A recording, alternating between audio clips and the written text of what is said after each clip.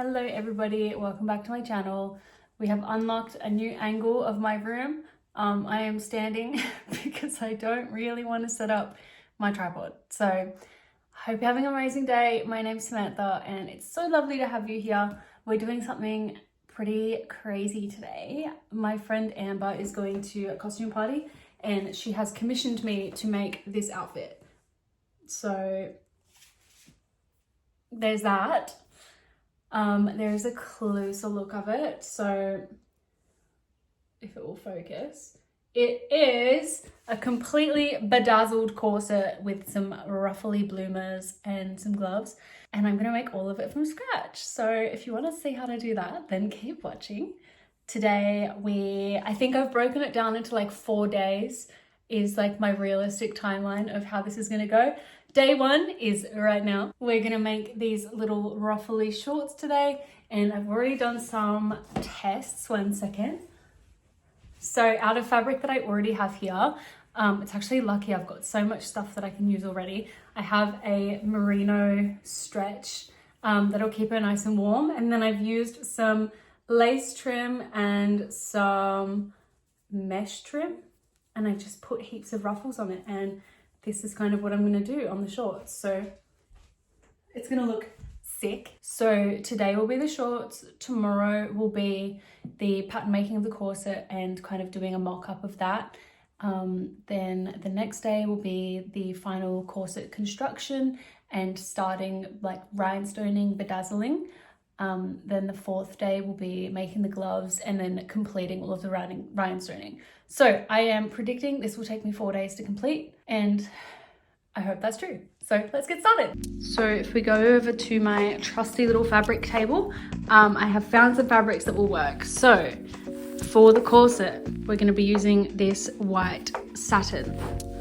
For the shorts, we've got this white merino. Perfect. We've also got this mesh scraps that I have that I can cut into trims. Then we've got the chantilly lace that I have in a white for the shorts as well. So that's what we have so far. Let's get started. So basically I just started out by cutting 4cm strips of the lace and the mesh. I just folded it all up in on itself so that it would be easy to cut into like short little strips. I have no idea how many I cut, but it was a lot and it took ages. Then I grabbed the merino scraps that I had and I just folded that in on itself, and I just loosely traced a pair of pajama shorts that I have that fit me nicely. Me and Amber are similar size, so it was kind of easy to get the fit right. And then I just sewed them in on a zigzag stitch just to keep the stretch of them. This is what the shell of them looked like immediately after sewing like all of the seams, except for the top obviously. I wanted it to be a little bit loose because I knew I was adding elastic in there anyway, so it's not really the biggest deal. I've just put my elastic waistband inside the pants, and then I've just pinned them at quarters, and I'm just going to stretch it while I sew it, and I'm going to use a straight stitch.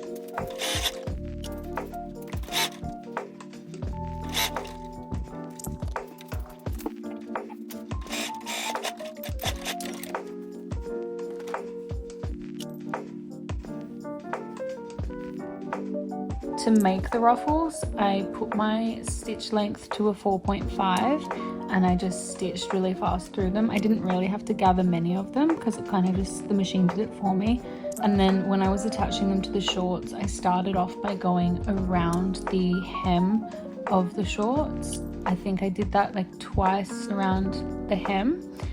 And then from there, I did it around the whole body of the shorts.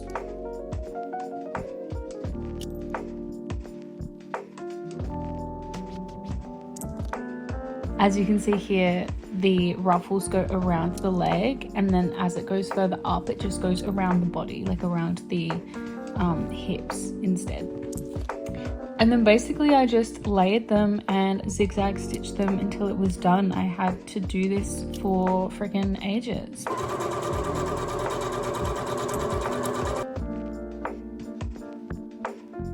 They look sick. I'm definitely gonna make a pair of these for myself because they were so comfortable. They felt like boxer shorts.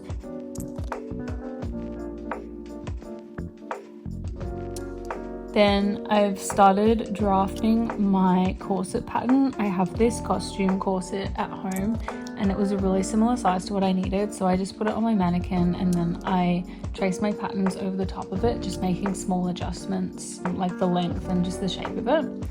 And then once that was done, I transferred those patterns over to brown paper and added seam allowance, and then I cut out my fabric. I basically cut a main piece, an interfacing piece, and a lining piece of each of the pattern pieces. And then this is what that looks like all pinned together. I just made sure I left my 2 cm seam allowance. This is just so I can sew in my boning channels later. I did my lining shell first. I just sewed my 2 cm seam allowance all throughout my lining shell, just so I could press it and then put it down and leave it for later. So that was my first step. And then this is obviously me pressing the seams. So important for you to do so that they lay flat, especially with a corset, because you don't want it to be bulky and in the way. So I pressed that flat and then I went onto my main corset. Now with mine, I sewed my wrong sides together and then I trimmed one side of my seam allowance. So this is the outside of my corset. And then I double rolled the rest of the seam allowance around and I edge stitched that, and that's how I got my channels. So you can do boning channels a whole bunch of different ways. That's just how I did mine because I just find it's a lot easier. And then I put my lining fabric and my main fabric right sides together and then stitched along the top neckline. And then I've also top stitched the seam allowance to the lining just to help it press flat. So I had a movie night with my sister that night, and then yesterday I was doing maid of honor stuff. So this is like 2 days later. But anyway, what I'm doing at the moment is the last thing we did was top stitch the lining and then press the top of it. Now I'm just going to flip it inside out again and then match up the lining seams with the main seams, pin it all, and then sew 1 centimeter for the hem. And then once that's done, then we can reach through here and bag it out again.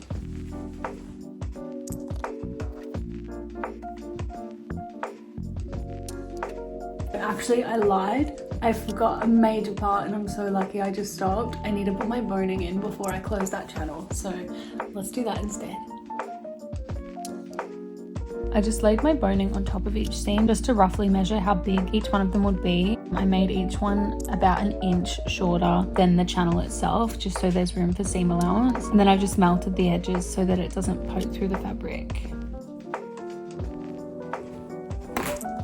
Okay, now all of the boning is in. Now I can turn it inside out. And I'm just going to make sure all of the seams align, pin it, and then just sew it 1 centimeter along the bottom. And then I'll flip it inside out.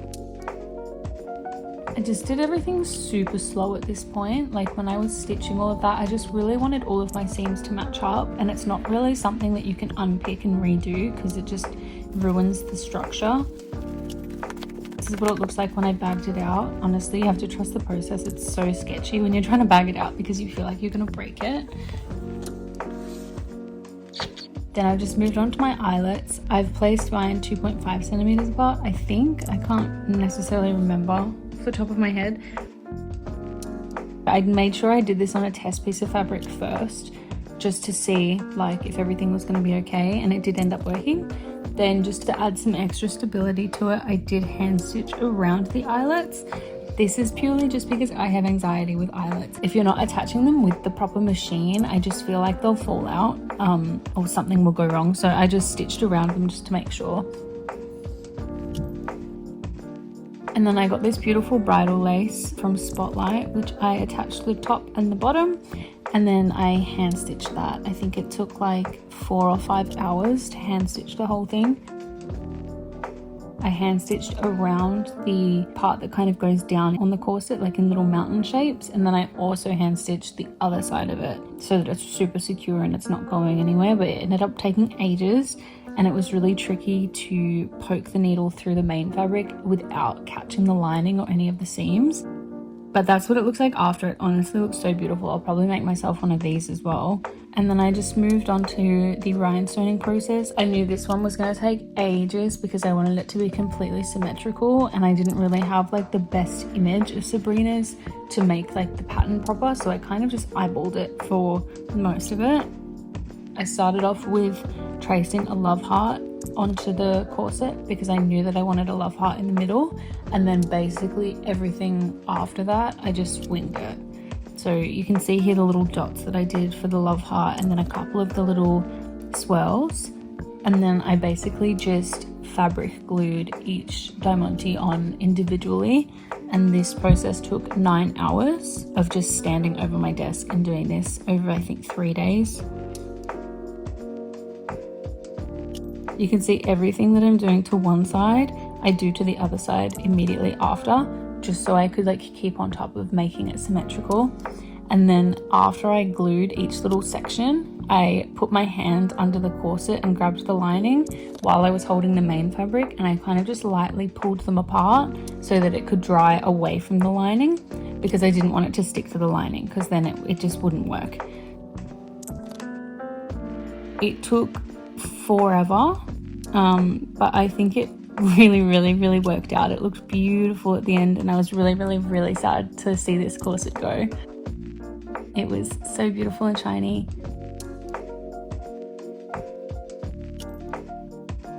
And then I just cut a cord for the back, so I did another 4 centimeter strip, and I sewed about 1.5 centimeters, and then I trimmed it and then turned it inside out and pressed it, and then I just laced up the back of the corset, making sure to skip the middle eyelet and then loop back around and then lace the bottom of it. That's just so that the corset ties from the waist.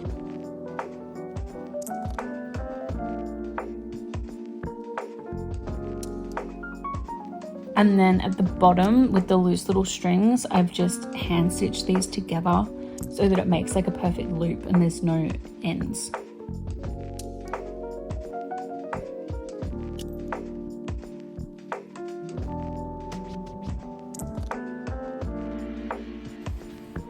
That's basically what it looked like from the back. It was so beautiful. Oh my god. And then this is what it looked like from the front with the flash on. I actually can't even deal. It was so beautiful. Look how sparkly. Oh my god. I need to make another one of these for New Year's, I reckon. Then after all of that, I still had to make the gloves, so I just loosely traced my own arm. As I said before, Amber is such a similar size to me, so I felt confident just using my own body as a guide.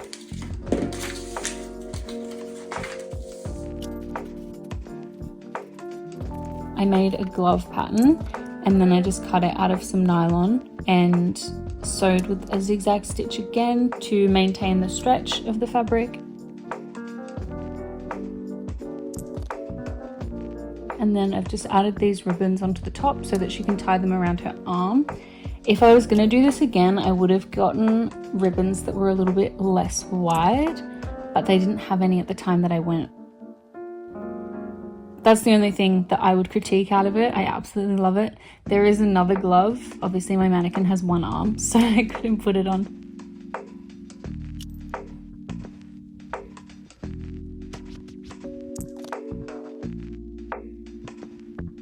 That is what the entire costume ended up looking like from the front, the side and the back. I really hope you guys like it. Please let me know what you think down below. Like, comment and subscribe, and I'll see you next week. Bye!